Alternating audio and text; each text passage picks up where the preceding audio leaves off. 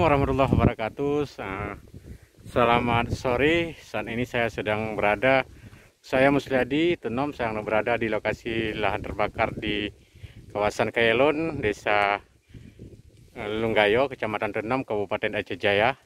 Saat ini saya bersama dengan pihak kepolisian anggota Polsek Tenom sedang memantau lokasi tempat kebakaran lahan hutan di perbatasan Aceh Jaya dengan Aceh Barat.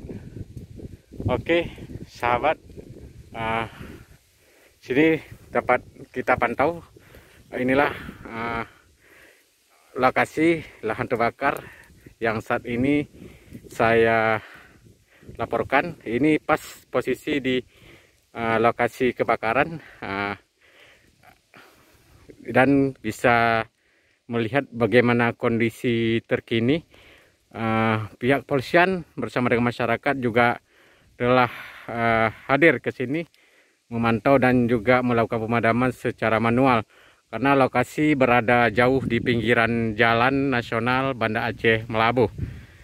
Lokasi ini berada tepatnya di perbatasan Tenom dan Aceh Barat, dan untuk luas lahan masih dalam pendataan pihak kepolisian, namun dari amatan di lokasi kawasan yang terbakar ini merupakan lahan yang telah ditebang, yang diduga akan digunakan sebagai lahan perkebunan milik masyarakat. Namun pihak kepolisian juga terus melakukan mencari informasi tentang pemilik lahan yang terbakar ini.